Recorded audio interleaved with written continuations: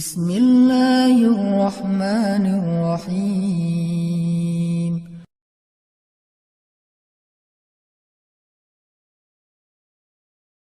Dalam kesempatan ini, marilah kita renungkan dua tugas yang diberikan oleh Allah Subhanahu wa taala kepada rijal, kepada para suami, kepada para lelaki, sehingga suami-suami ini adalah suami yang diridhoi oleh Allah Subhanahu wa taala. Yang pertama, laki-laki kata Allah punya tugas di rumah tangganya sebagai qawwam. Qawwam itu artinya penegak. Dialah yang menegakkan syariat atau agama Allah Subhanahu wa taala di dalam rumah tangganya. Dan itulah sebabnya Allah Subhanahu wa taala menjadikan laki-laki sebagai pemimpin bagi perempuan. Karena dia diberikan kelebihan yang tidak diberikan kepada perempuan secara ideal. Tetapi pada hari ini kita melihat banyak keluarga yang qawwamnya bukan laki-laki, tetapi qawwamnya adalah istri. Justru yang menjadi ganjelan di dalam menegakkan syariat Allah di rumah tangganya terkadang justru suaminya, yang harusnya dia menjadi penegak agama Allah di rumah tangga. Banyak cerita ketika seorang istri mau berhijab terhalang oleh suaminya. Ketika istri mau bersedekah terhalang oleh suaminya. Ketika istri ingin membangun rumah tangga yang harmonis, yang anaknya semuanya mengaji, belajar Al-Quran, terhalang oleh suaminya. Dan banyak lagi keluhan dan curhat dari perempuan-perempuan yang ingin menegakkan agama Allah, tetapi terhalang oleh suaminya karena suaminya tidak terlalu faham tentang kewajibannya yang disebutkan di dalam Al-Quran.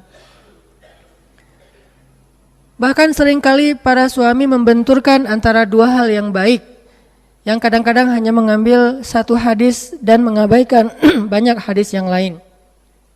Padahal secara fikih tidak boleh kita menyimpulkan suatu hukum fikih hanya berlandaskan kepada satu hadis saja.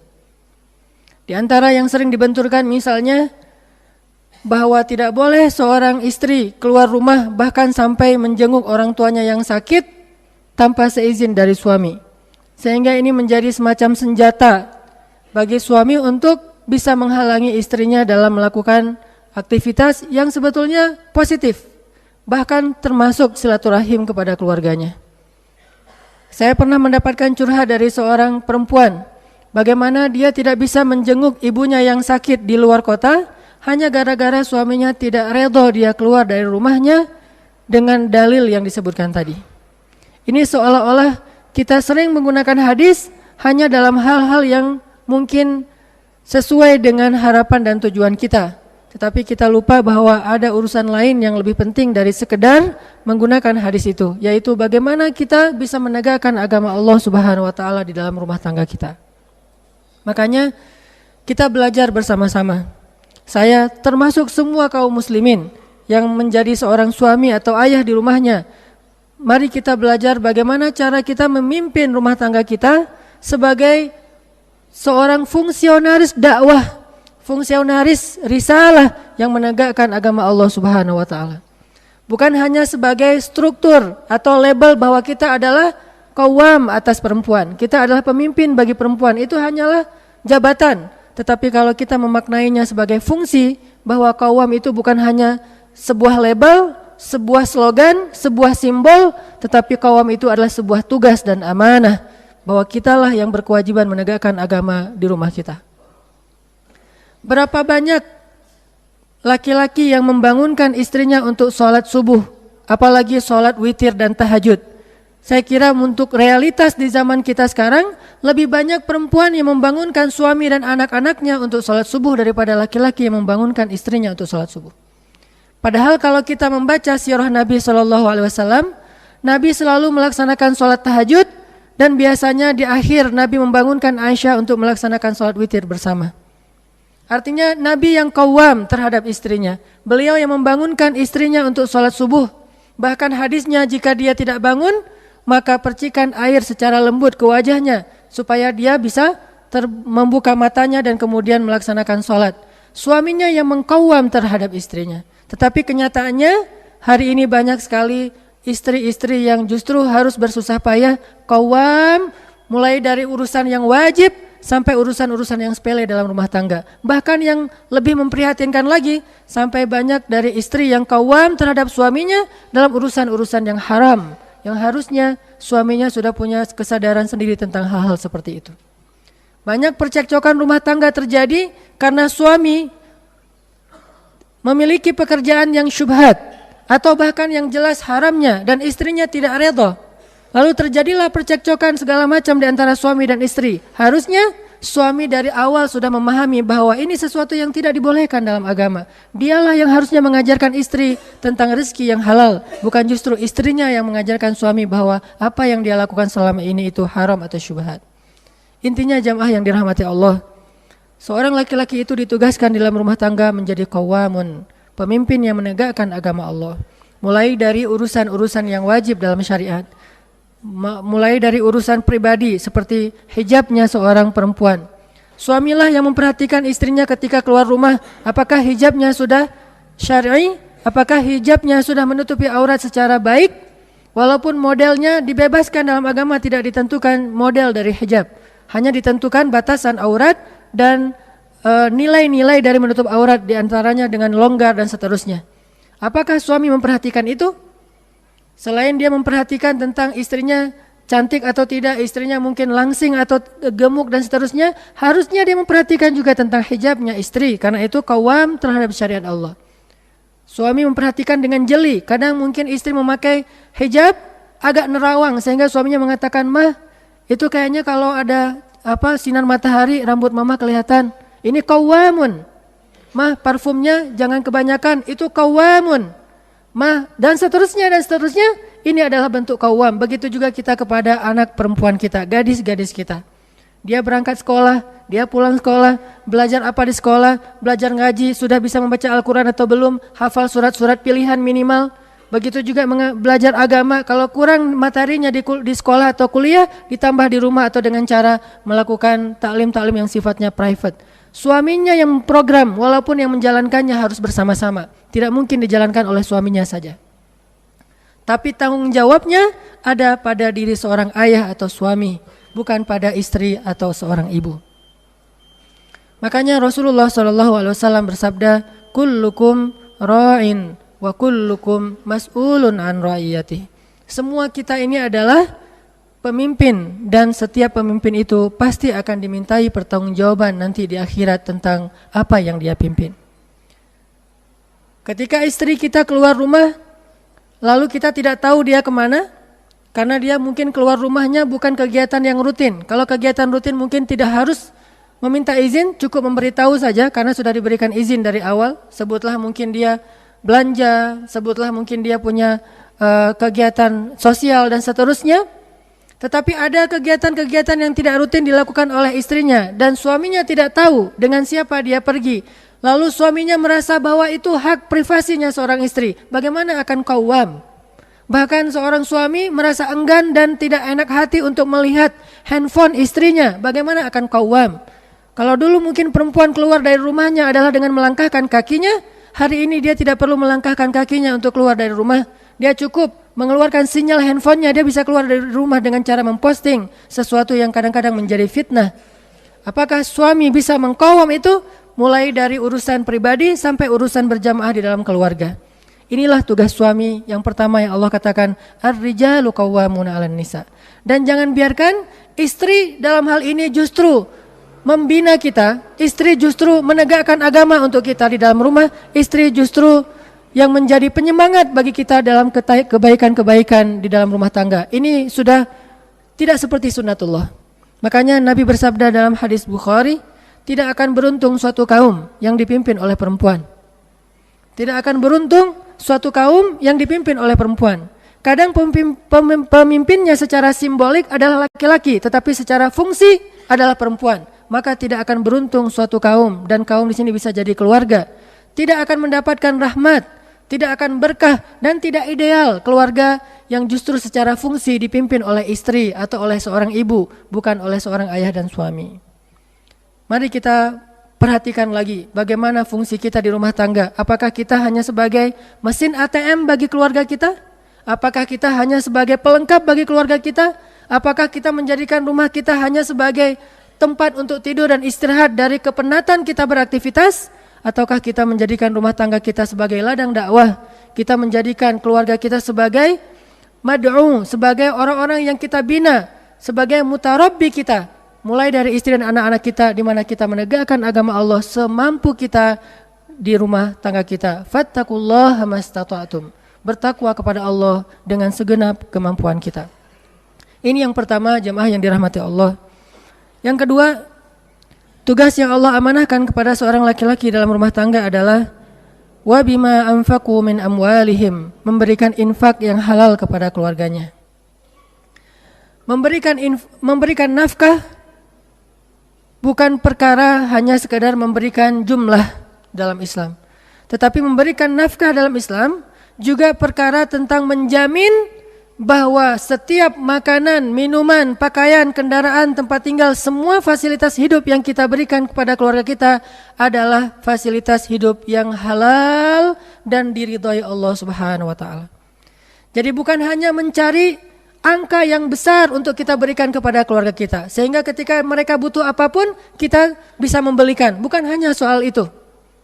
Kadangkala ketika harus memilih, walaupun tidak selalu harus memilih, kadangkala ketika harus memilih antara besar atau berkah, maka seorang suami yang tadi qawwamun tidak ragu untuk memilih lebih mencari berkah daripada jumlah yang besar.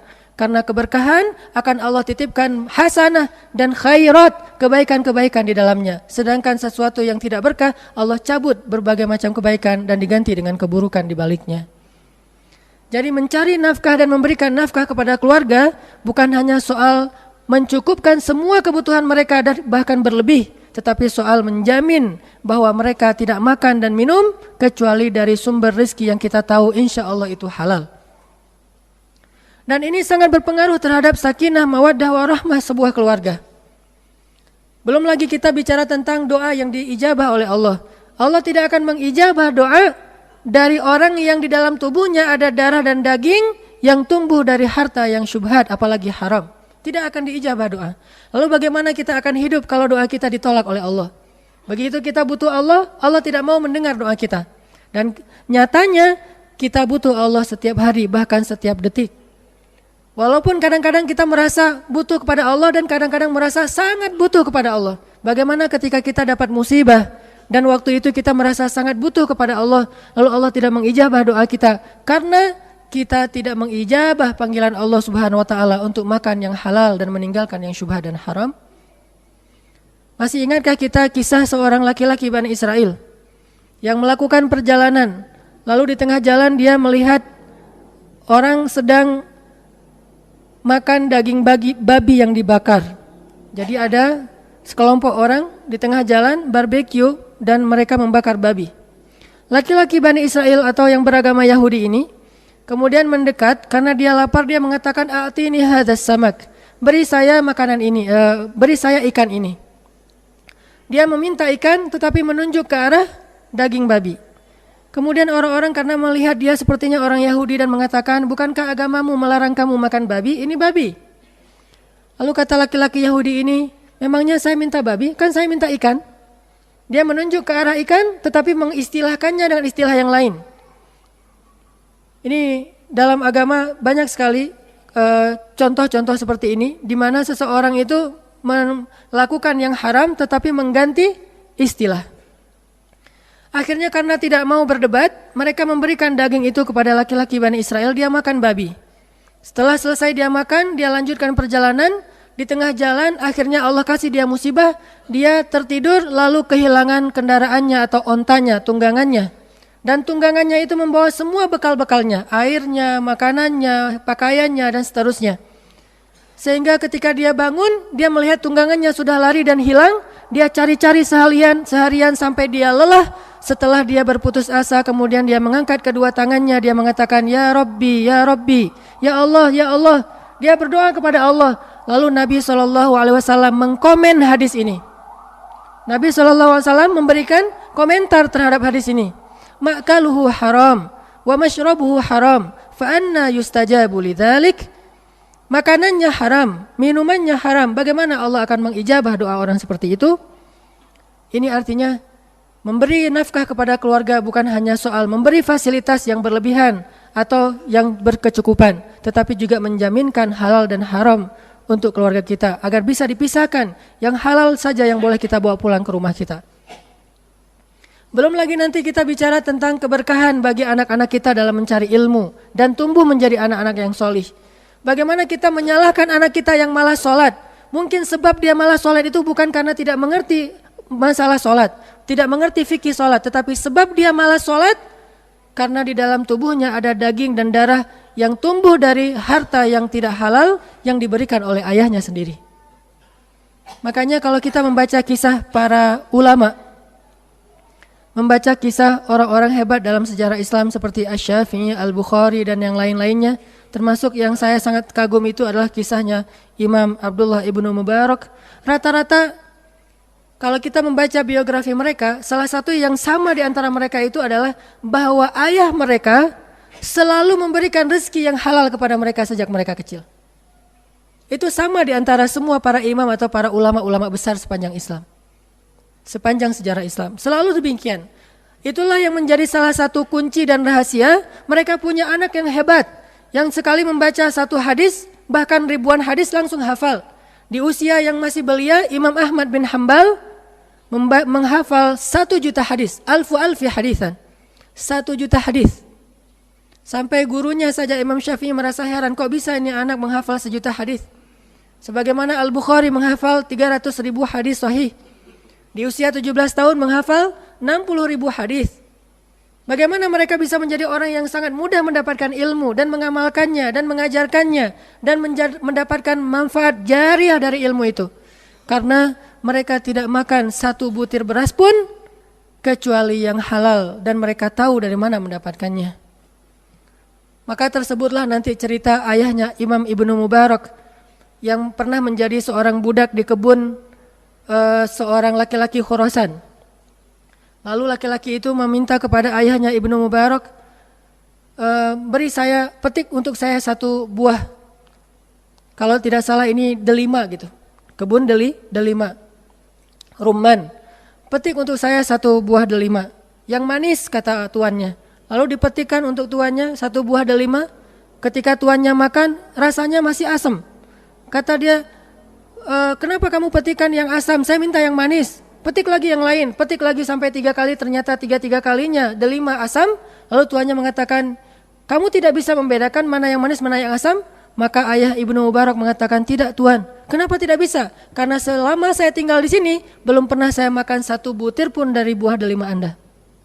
Belum pernah sama sekali. Sehingga akhirnya tuannya merasa takjub. Dia nikahkanlah laki-laki ini dengan istrinya, dengan putrinya. Akhirnya melahirkan dari suami istri yang soleha ini anak yang sangat luar biasa yang bernama Abdullah, yang digelari Syekhul Islam, bahkan lebih dahsyat daripada Ibnu Taimiyah. Ini makanan yang halal. Belum lagi nanti kita baca kisah orang tuanya Imam Asy-Syafi'i, orang tuanya Imam Malik. Di antara cerita-cerita itu ada cerita seorang laki-laki yang makan apel yang hanyut di sungai, dan ini sudah sangat terkenal. Tetapi setelah dia makan setengah, dia baru sadar dia belum minta izin, padahal hanyut di sungai. Lalu dia meminta izin sampai kemudian dinikahkan dengan putrinya yang katanya buta, tuli dan bisu dan seterusnya. Intinya dari semua cerita-cerita ini adalah menjaminkan rezeki yang halal untuk keluarga kita. Dengan demikian kita menjadi seorang suami, seorang ayah yang insya Allah diridhoi oleh Allah Subhanahu wa ta'ala.